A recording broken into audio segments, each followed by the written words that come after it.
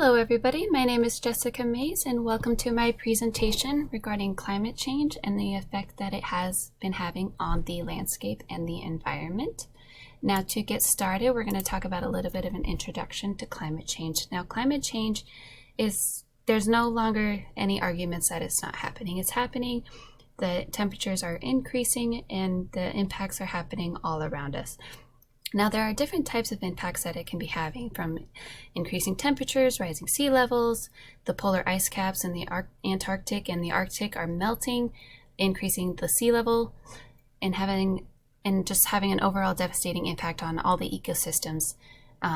So for this presentation, we are only going to be talking about regional and global impacts of climate change that it has been having on the landscapes.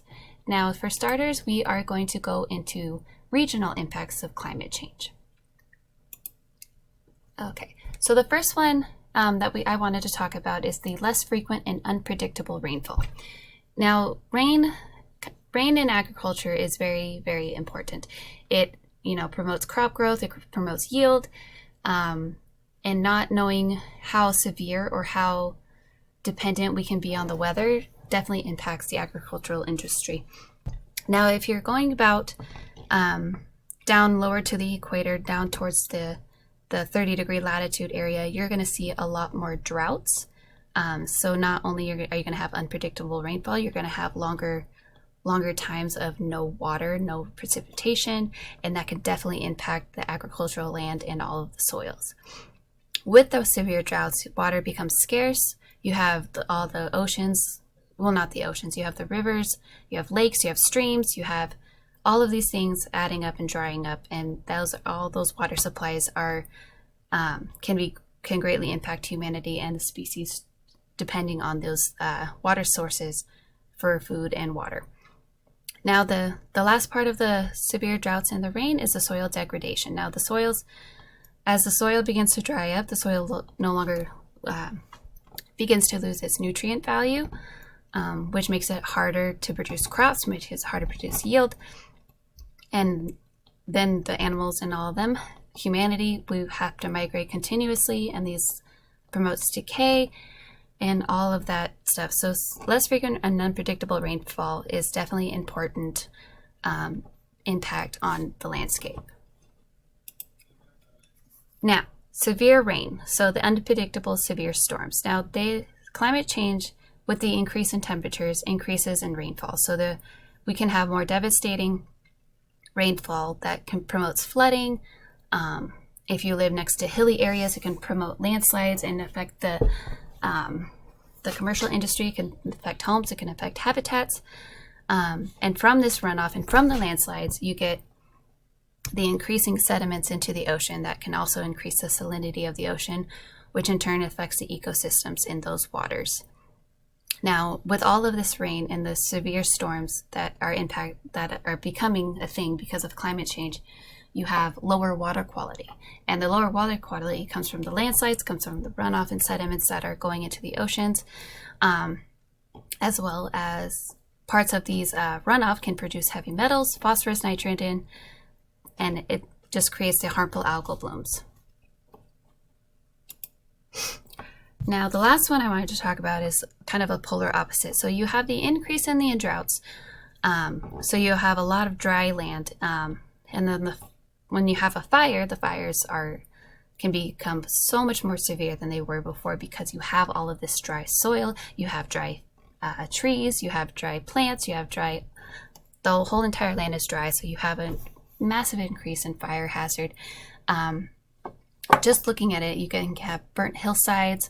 The burnt hillsides will produce more runoff. Runoff goes into the sediments in the waters, polluting the water. So it's kind of like a feedback loop. You have droughts, you have increasing fires.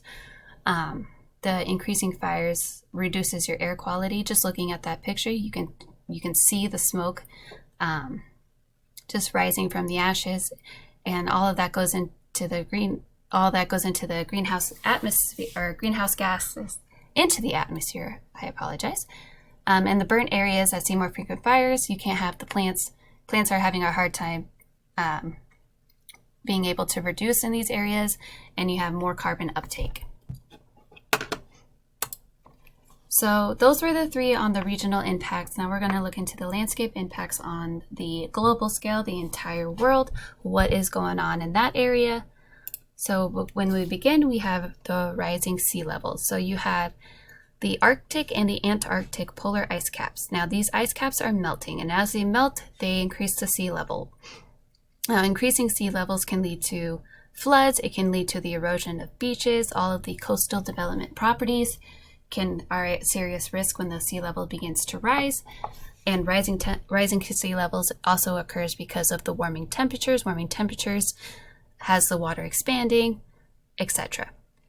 Now, having the sea level rise, you have the cost of the marshes and the wetlands that actually help control the flooding of and help promote flooding control for coastal developmental properties. And without these, you have just this open area that's able to be completely flooded in.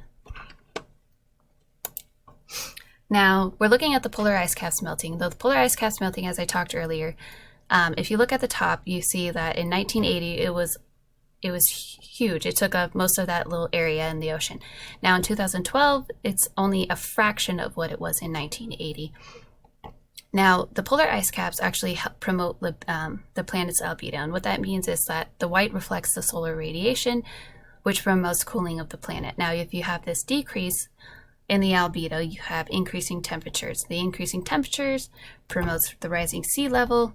Because of the water vapor, you have the melting of the polar ice caps, which increases the sea level rise, and you have this very positive feedback loop that's just devastating the planet. You also have an increase in coastal erosion and storms from the sea level rising, which warms the air circulation, which actually drives more powerful storm surges, and as well as coastal erosion.